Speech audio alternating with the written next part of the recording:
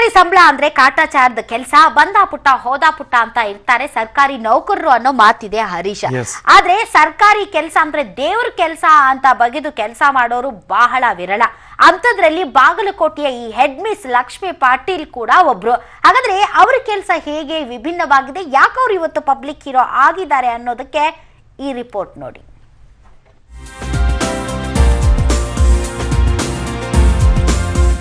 ಪಾಠದ ಜೊತೆ ಮಕ್ಕಳಿಗೆ ಪರಿಸರದ ಬಗ್ಗೆ ಅರಿವು ಮೂಡಿಸ್ತಿರೋ ಆದರ್ಶ ಶಿಕ್ಷಕಿ. ಸ್ವಂತ ಖರ್ಚಿನಲ್ಲೇ ಶಾಲಾ ಆವರಣದ ಸುತ್ತ ಪುಟ್ಟ ಹೂದೋಟ ನಿರ್ಮಿಸಿದ ಪರಿಸರ ಪ್ರೇಮಿ. ನೀವೀಗ ನೋಡ್ತಿರೋರೇ ಲಕ್ಷ್ಮಿ ಪಾಟೀಲ್, ನಮ್ಮ ಪಬ್ಲಿಕ್ ಹೀರೋ. ಬಾಗಲಕೋಟೆಯ ಬದಾಮಿ ತಾಲೂಕಿನ ಕುಳಗೇರಿ ಗ್ರಾಮದ ಕಿರಿಯ ಪ್ರಾಥಮಿಕ ಶಾಲೆಯ ಮುಖ್ಯ ಶಿಕ್ಷಕಿ. ಮಕ್ಕಳನ್ನ ತುಂಬಾ ಇಷ್ಟಪಡೋ ಇವರು ತಮ್ಮ ಸ್ಯಾಲರಿಯ ಅರ್ಧದಷ್ಟು ದುಡ್ಡನ್ನ ಶಾಲಾ ಅಭಿವೃದ್ಧಿಗೆ ಖರ್ಚು ಮಾಡ್ತಿದ್ದಾರೆ. ಇಂಗ್ಲಿಷ್, ಜನರಲ್ ನಾಲೆಡ್ಜ್ ಬಗ್ಗೆ ಪಾಠ ಮಾಡೋದ್ರ ಜೊತೆಗೆ ಇನ್ಫೋಸಿಸ್ ಫೌಂಡೇಶನ್ ಮುಖ್ಯಸ್ಥೆ ಸುಧಾಮೂರ್ತಿಗೆ ಪತ್ರ ಬರೆದು ಶಾಲೆಗೆ 3 ಕಂಪ್ಯೂಟರ್ ತರಿಸಿ ಕಂಪ್ಯೂಟರ್ ಶಿಕ್ಷಣವನ್ನು ತಾವೇ ಮಾಡ್ತಿದ್ದಾರೆ. ಸರ್ಕಾರಿ ಪ್ರಾಥಮಿಕ ಶಾಲೆ ಅಂತ ಎಲ್ಲರೂ ಬೆರಳು ತೋರಿಸುವಂತ ಕಾಲದಲ್ಲಿ ಈ ಸರ್ಕಾರಿ ಶಾಲೆ ಒಂದು ಅಭಿವೃದ್ಧಿ ಹೊಂದಿ ಮಕ್ಕಳಿಗೆ ಒಳ್ಳೆಯ ಶಿಕ್ಷಣ, ಸರ್ಕಾರದ ಎಲ್ಲ ಸೌಲಭ್ಯಗಳನ್ನು ಉಚಿತವಾಗಿ ತಲುಪಿಸುವ ಕಾರ್ಯವನ್ನು ನಾವೆಲ್ಲರೂ SDMC ಬಳಗ ಆಗಲಿ ಶಿಕ್ಷಣ ಪ್ರೇಮಿಗಳಾಗಿ ಎಲ್ಲರೂ ಸೇರ್ಕೊಂಡು ಮಾಡ್ತೇವೆ.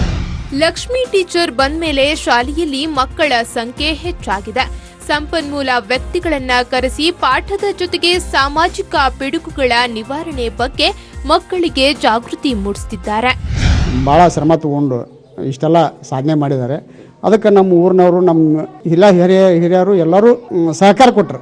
ಅದಕ್ಕೂ ಇಲ್ಲಿ ನಮ್ಮ ಮಕ್ಕಳೆಲ್ಲ ಬರ್ತಿದ್ದಾವೆ, ಅವ್ರ ಜೊತೆ ಕೈ ಜೋಡಿಸ್ತಾರೆ. SDMC ಅವರು ಬಂದಿರ್ತಾರೆ, ಎಲ್ಲರೂ ಬಂದು ಸಹಕಾರ ಮಾಡ್ತಾರೆ. ಮೂವರು ಸಹ ಶಿಕ್ಷಕರ ಜೊತೆ ಶಾಲೆಯ ಸುತ್ತ ಅಂದದ ಕೈತೋಟ ನಿರ್ಮಿಸಿದ್ದಾರೆ. ಆದ್ರೆ ಕೆಲವೊಂದು ಮೂಲಭೂತ ಸಮಸ್ಯೆಗಳು ಶಾಲೆಯನ್ನ ಬಾಧಿಸಿದೆ. ಕ್ಯಾಮರಾಮನ್ ಶ್ರೀಧರ್ ಜೊತೆ ರವಿ ಹಳ್ಳೂರ್, ಪಬ್ಲಿಕ್ ಟಿವಿ, ಬಾಗಲಕೋಟೆ. ಹಾಗಾದ್ರೆ ಬಾಗಲಕೋಟೆ ಬದಾಮಿ ತಾಲೂಕಿನ ಕುಳಗೇರಿ ಗ್ರಾಮದ ಕಿರಿಯ ಪ್ರಾಥಮಿಕ ಶಾಲೆಯ ಮುಖ್ಯ ಶಿಕ್ಷಕಿ ಲಕ್ಷ್ಮಿ ಪಾಟೀಲ್ ಅವರು ಈಗ ನಮ್ಮ ಪಬ್ಲಿಕ್ ಹೀರೋ ನೇರ ಸಂಪರ್ಕಕ್ಕೆ ಬಂದಿದ್ದಾರೆ. ನಮಸ್ತೆ ಮೇಡಮ್.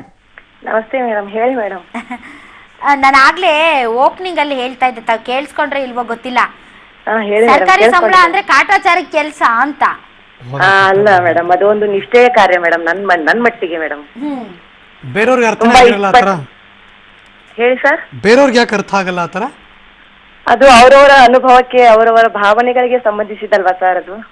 ಹಂಗೆ ಯಾಕೆ ಅಷ್ಟೊಂದು ಒಲವು, ಪ್ರೀತಿ ಈ ಪರಿಸರ, ಮಕ್ಕಳು, ಶಾಲೆ ಅಂದ್ರೆ ನಿಮ್ಮ ಜೀವನದ ಒಂದು ಭಾಗನೇ ಆಗ್ಬಿಟ್ಟಿದೆ, ಅದೊಂದು ಬರೀ ಕೆಲಸ ಅನ್ನೋ ತರದಲ್ಲಿ ಇಲ್ಲ ಅಲ್ವಾ ಮೇಡಮ್? ಯಾಕೆಂದ್ರೆ ಮೇಡಮ್, ನನಗೆ ಮಕ್ಕಳಂದ್ರೆ ತುಂಬಾ ಪ್ರೀತಿ ಮೇಡಮ್. ನನ್ಗೆ ಮಕ್ಕಳಿಂದಾನೇ ನಾನು ಅನ್ನ ತಿನ್ನೋದಲ್ವಾ ಮೇಡಮ್, ಆ ಮಕ್ಕಳಿಂದಾನೇ ನನಗೆ ಸರ್ಕಾರದವ್ರು ಸಂಬಳ ಕೊಡ್ತಾರಲ್ಲ ಮೇಡಮ್, ಅದಕ್ಕೆ ನನಗೆ ಮಕ್ಕಳಂದ್ರೆ ತುಂಬಾ ಪ್ರೀತಿ. ಅದಕ್ಕಾಗಿ ನಾನು ಮಕ್ಕಳಿಗೋಸ್ಕರ ಏನ್ ಮಾಡಿದ್ರು ಎಲ್ಲ ಮಕ್ಕಳಿಗೋಸ್ಕರ ಮಾಡ್ತೀನಿ ಮೇಡಮ್. ನಾನು ನಿಮ್ಗೆ ಮದ್ವೆ ಆಗಿಲ್ಲ, ಹಿಂಗ್ ಕೇಳ್ತಿದೀನಿ ಅಂತ ಏನಾದ್ರು ಬೇಜಾರ್ ಮಾಡ್ಕೋಬೇಡಿ, ಆಗಿದ್ಯಾ? ನನಗೆ ಮದ್ವೆ ಆಗಿದೆ ಮೇಡಮ್, 2 ಮುದ್ದಾದ ಮಕ್ಕಳಿದಾವೆ, ನನ್ನ ತಮ್ಮನ ಮಕ್ಕಳು, ಎಲ್ಲಾ ಮಕ್ಕಳು ನಾನು ಸರ್ಕಾರಿ ಶಾಲೆಯಲ್ಲೇ ಕಲಿಸ್ತಾ ಇದ್ದೀನಿ ಮೇಡಮ್. ಓ, ಇದೇ ಶಾಲೆಯಲ್ಲೇ ಕಲಿತಾರೆ? Okay madam. ನನ್ನ ತಮ್ಮನ ಮಕ್ಕಳು, ಅಕ್ಕನ ಮಕ್ಕಳು, ಎಲ್ಲಾ ನನ್ನ ರಿಲೇಷನ್ ಮಕ್ಕಳೆಲ್ಲ ನನ್ನ ಶಾಲೆಯಲ್ಲೇ ಕಲಿಸ್ತೀನಿ ಮೇಡಮ್ ನಾನು. ಓಕೆ. ಅಲ್ಲ, ತಮಗೆ ಬಂದಂತಹ ಸಂಬಳದಲ್ಲಿ ಒಂದಿಷ್ಟು ಭಾಗವನ್ನ ಶಾಲೆಗೆ ಅಂತ ಎತ್ತಿಡ್ತೀರಾ? ಹೌದು ಮೇಡಮ್, ಹೌದು ಮೇಡಮ್. ಅಲ್ಲ, ಬರದೇ ಕಡಿಮೆ ಸಂಬಳ ಅಂತದ್ರಲ್ಲಿ ಖರ್ಚು ವೆಚ್ಚ ನಿಭಾಯಿಸ್ಕೊಂಡು ಇದನ್ನೆಲ್ಲ ಮಾಡೋದಕ್ಕೆ ಸಾಧ್ಯ ಆಗುತ್ತಾ? ಆಗುತ್ತೆ ಮೇಡಮ್. ಆ ಮಕ್ಕಳಿಂದ ದುಡ್ಡು ಬಂದಿರ್ತಲ್ಲ ನಮ್ಮ ಸಂಬಳ, ಅದನ್ನ ಮಕ್ಕಳಿಗೋಸ್ಕರ 1% ಆದ್ರೂ ನಾವು ವಿನಿಯೋಗ ಮಾಡಿದ್ರೆ ಸದುಪಯೋಗ ಆಗಲ್ಲ ಮೇಡಮ್. ಅದು ಮಕ್ಕಳಿಂದ ಬಂತು ಅಂತ ನೀವೇ ಇರ್ಬೇಕು ಮೊದಲನೇ ಬಾರಿಗೆ ಹೇಳ್ತಾ ಇರೋದು.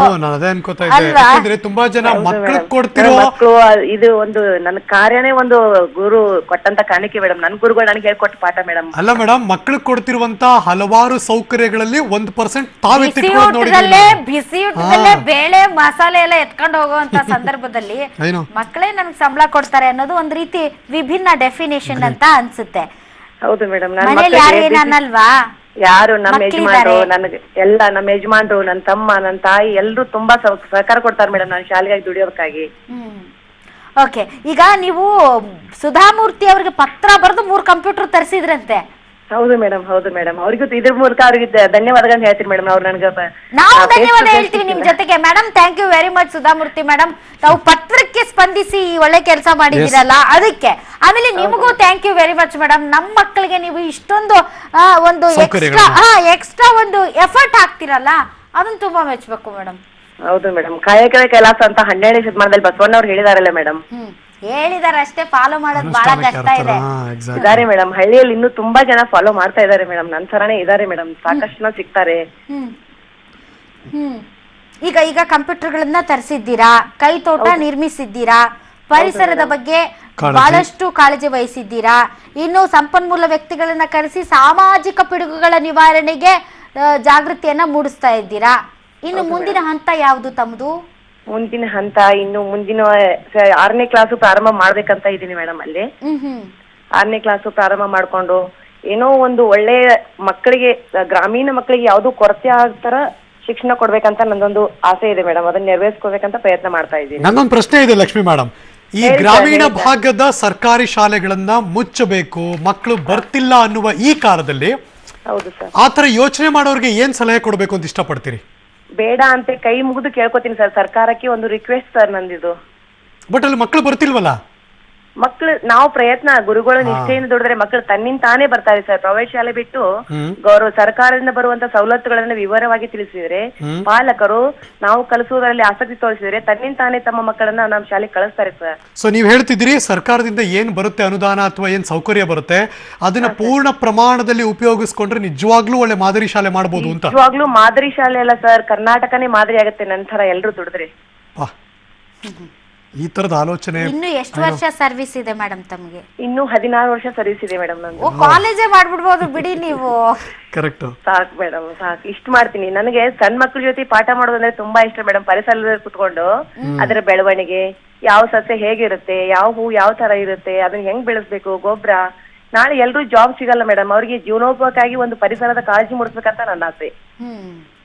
ಇವತ್ತು ನಮ್ ರಂಗನಾಥ್ ಸರ್ ಇಲ್ಲ, ರಂಗನಾಥ್ ಸರ್ ಇದ್ದಿದ್ರೆ ತಮ್ಮನ್ನ ತುಂಬಾ ಅಪ್ರಿಶಿಯೇಟ್ ಮಾಡ್ತಿದ್ರು, ಮತ್ತು ಏನಾದ್ರು ಬೇಕೇನಮ್ಮ ನಿಮ್ ಸ್ಕೂಲ್ಗೆ ಅಂತ ಕೇಳೋರ ಏನೋ ಗೊತ್ತಿಲ್ಲ. ಏನು ಸರ್, ನನ್ನ ಅದೃಷ್ಟ ಇಲ್ಲ ಮೇಡಮ್ ಅವ್ರ ಜೊತೆ ಪರವಾಗಿಲ್ಲ, ನಾವು ಅದನ್ನ ಕನ್ವೆ ಮಾಡ್ತೀವಿ ಅವ್ರಿಗೆ. ನಿಮ್ಗೆ ಏನಾದ್ರು ಬೈಕೆ ಆಸೆಗಳು ಇದ್ರೆ ನೀವು ಹೇಳ್ಬಹುದು ಓಪನ್ ಆಗಿ. ಏನಿಲ್ಲ ಮೇಡಮ್, ಸರ್ಕಾರದಿಂದ ನಮ್ಮ BO ಅಧಿಕಾರಿಯಿಂದ ಹಿಡ್ಕೊಂಡು CRP ಅವರಿಂದ ಹಿಡ್ಕೊಂಡು ತುಂಬಾ ಸಹಕಾರ ಸಿಗ್ತಾ ಇದೆ ಮೇಡಮ್ ನನಗೆ. ಅವರಿಂದಾನೇ ನಾನು ಇಷ್ಟು ಮುಂದೆ ಹೋಗ್ತಾ ಇರೋದು. ಸಹಕಾರ ಸಿಗ್ತಾ ಇದೆ? ಸಹಕಾರ ಇಲಾಖೆಯಿಂದ ತುಂಬಾ ಸಹಕಾರ ಇದೆ ಮೇಡಮ್. SDMC ಅವರಾಗ್ಲಿ, ಯುವಕರಾಗ್ಲಿ, ಪಾಲಕರಂತೂ ತುಂಬಾನೇ ದಾನಿಗಳಿದ್ದಾರೆ ಮೇಡಮ್. ಪಾಟು, ತಟ್ಟೆ, ಲೋಟ, ಡ್ರಮ್ ಸೆಟ್, ಪ್ರತಿಯೊಂದು ದಾನಿಗಳೇ ಕೊಟ್ಟಿದ್ದಾರೆ ಮೇಡಮ್ ಶಾಲೆಗೆ. ಓಕೆ ಮೇಡಮ್, ಖಂಡಿತ ರಂಗನಾಥ್ ಸರ್ ತಮ್ಮ ಜೊತೆ ಮಾತಾಡ್ತಾರೆ. ನಾವು ಹೇಳ್ತೀವಿ ಅವ್ರಿಗೆ ತಾವು ಈ ಬಯಕೆನ ವ್ಯಕ್ತಪಡಿಸಿದ್ರಿ ಅಂತ. ತಮ್ಮ ಒಳ್ಳೆಯ ಕಾರ್ಯ ಹೀಗೆ ಮುಂದುವರಿಲಿ. ನಿಜಕ್ಕೂ ಕೂಡ ತಾವು ಹೇಳಿದ್ರಲ್ಲ, ಅದು ಹೇಳ್ತಾರಲ್ಲ, ನಮ್ಮ ವಿಧಾನಸೌಧ ಮುಂದೆ ಬರ್ದಿದ್ದಾರೆ, ಸರ್ಕಾರಿ ಕೆಲಸ ದೇವ್ರ ಕೆಲಸ ಅಂತ.